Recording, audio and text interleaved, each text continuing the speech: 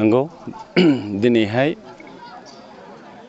2070 बैसागु फोरबो बे ह'गम गामिया फालिगासिनो दङ। तो बे जेनाखि हाबाफारिमोन बिथांमोना आंखौ हांख्रायनायनि थाखाय आं बे हाबाफारिखौ एसे सिगां मावखांबाय। जोबोद मोजां मोनदों आरो गोजोननाय मोनदों आरो बिथांमोननिसिम रोजा रोजा साबायखर आङो बावहरदों। बिथांमोना 2070 बे गामियावहाय बैसागु फालिनायनि गेजेरजों गोबां जोंनि समाजारि बिथिंफोरखौ बे फोरबोनि गेजेरजों बिथांमोना सुस्रांलांनो हाबाय। दिनै गामियाव मोनसे मोजां परिबेस लाबोनो हाबाय। लोगोसे दिनै बिथांमोननि जानाखि थांखि लानानै बे बैसागु फोरबो खुंनाय बे खुंनाया खोब बाख्नायथाव। दिनै बे बैसागु फोरबो खुंनायनि गेजेरजोंनो बिथांमोनहा गामियाव सोर बांसिन मोजांसिन आबाद मावग्रा, सोर साबसिन लेखा फरायग्रा आरो सोर साबसिन खेला दुलायाव दावगानानै दं बिथांमोना बेफोरखौ नागिरनानै साफा साफा बिथांमोननो बान्था रानो आरो बान्था राननायजों लोगोसे बिथांमोना थुलुंगाथि होयो जाहाथे नेक्स्टआव बेनिफ्राय साबसिन आरो खामानि मावबावनानै बे गामिखौ साबसिन नाम खालामनो हायो, जौगासार खालामनो हायो। बे असिलायै बिथांमोना जे खामानिखौ मावबोगासिनो दं बे खामानि मावनाया खोब बाख्नायथाव। दिनै बुंनो थाङोबा बिथांमोननि साखाथियाव जेसेबां गामि दं बे गामिनि मानसिफ्राबो सोलोंनो लाजोबदों आरो बिथांमोनखौ मदद खालामफैयो। बिथांमोननि फांसन प्रग्रामाव फैनानै बिथांमोनाबो बैसागुनि नामाव रंजाफैयो आरो लोगोसे बिथांमोनखौ इनकारेज होफैनाय नुबोगासिनो दङ। बारदै सिख्ला मोसानाया हयथ' गोदोनिफ्रायनो सोलिबोबाय थाखानायखा आरो बैसागुआव मोसानायाबो गोदोनिफ्रायनो सोलिबोनाय। दा गोबां जायगायाव गोबां रोखोम बे मोसानायफोरखौ लायो। बेहाय आंनि हारसिङैनि पार्सनेलनि खोथा नङा। बेखौ जे बैसागु फालिग्रा बे बैसागु फालिग्रा बिथांमोना गावसोर कमिटि बानायनानै रिसेपसन कमिटि बानायनानै आरो गामिनि रायजो राजाफोरजों ज' सावरायलायनानै बिथांमोना डिसिसन लानानै बबे मोनसेया एबार बोसोराव साबजाथावना बा बबे मोनसे मोसानायखौ साबसिन बेखौ बिथांमोना डिसाइड खालामनानै खालामो आरो लोगोसे बिथांमोननि जानाखि खालामनाय जे मावनाय बे मावनायाव सारा रायजोफ्रानो बिथांमोनखौ मदद खालामो आरो लोगोसे जोंनि बर' हारिनि थाखाय मोनसे मोजां मेसेज जे जोंनि बर' हारिया गोदोनिफ्रायनो जों बैसागु फालिबोनानै बैसागु रंजानायनि गेजेरजोंहाय गेदेरा उन्दैखौ, उन्दैया गेदेरखौ सनमान होनाय, अननाय बे जिनिसखौ जोंनि गेजेराव आरोबाव बांसिन गोसारहोनो थाखाय बिथांमोना बे फोरबोखौ लाबाय थायो आरो लोगोसे बे एरियानि एबा बे गामिनि जौगाथाय बे खामानिनि हाबाफारिखौबो बिथांमोना लायो आरो लोगोसे बिथांमोना बे गामिखौ मोनसे आदर्श गामि एबा संस्कार गामि हिसाबै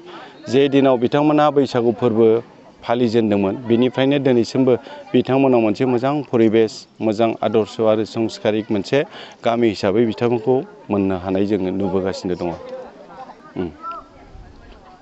लाइमोनफोरा दिनैहाय मडार्न टेकनिकजों जानाखि इडुकेसन प्राइभेट स्कुलफ्राव फरायनानै बिसोरो स्कुलफ्रावहाय गोबां वेस्टार्ननि जानाखि फल' खालामनाय मोसानाय एबा वेस्टार्ननि सिस्टेमजों सोलिनायनि माखासे स्कुल बेबस्थाफ्राव जोङो नुनो मोनो दङ बे जिनिसा।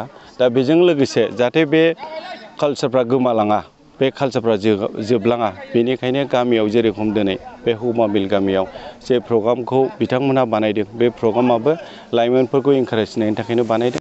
जाहाथे स्कुल कलेजाव जेरोखोम वेस्टार्न स्टाइलनि बा वेस्टार्न कान्ट्रिनि फल' खालामनानै फैयोब्लाबो नैबे गामियाव जाहाथे जोंनि फुराना जानाखि आसार खान्थि बे आसार खान्थिया जाहाथे जोंनाव गोजोरै थाबाय थायो आरो बेखौ जों सनमान होयो, बेखौ जों मान होयो आरो बेखौ जों फोथांनानै लाखिनो हाथों बे असिलाखौ लानानैनो बिथांमोनहाबो दिनै बे प्रग्रामखौ बोसोरै बानायबाय थायो। आरो आं एसे दिनै मेसेजबो हरनो नागिरदों गुबुन गुबुन गामिफ्रावबो बैसागुखौ गिदिर फांसन खालामनो हायाबाबो बैसागुनि नामाव ज' बिदिनो मोजां मोनसे सावरायलायनाय लानानै जाहाथे जोंनि लाइमोनफोरखौ जोंनि फुराना जानाखि आसार खान्थि आबै आजौनिफ्राय फैनाय नैबे जानाखि बैसागु फोरबोनि गेजेरजों जों जोंनि गेजेराव मोनसे मोजां परिबेस लाबोनाय, अनलायनाय आरो रंजालायनाय बे जिनिसखौ जाहाथे फोथांनानै दोनो बेनि थाखाय गुबुन गामिफ्राबो डाइरेक्ट गिदिर फांसन खालामनो हायाबाबो गामियाव ज' जालायनानै सावरायलायनानै जाहाथे लाइमोनफोरखौहाय बिथांमोना एसे इनकारेज होयो, थुलुंगा होयो आरो लाइमोनफोरखौबो आं बेखौनो खावलायनो लुबैदों जाहाथे जोंनि गोदोनिफ्रायनो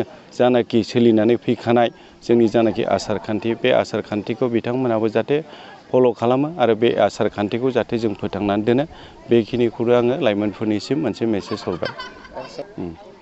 नंगौ मोनसे समावहाय एसे जोंनावहाय बेनि परिबेसा एसे गैया जालांदोंमोन।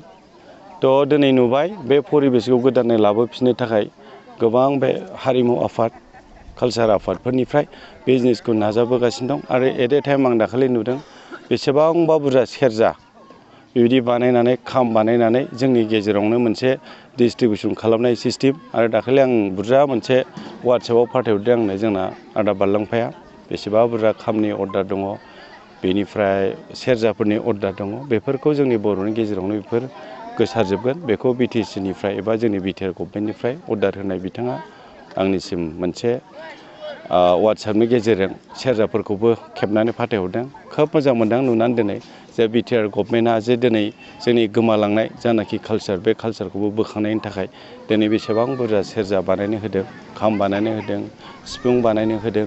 बे जानाखि खामानि मावनाय जोंनि बिटिआर सरकारनि बे खामानि मावनायनि थाखाय जोंनि दिनै बिटिआर सरकारखौ रोजा रोजा साबायखर होनांगोन।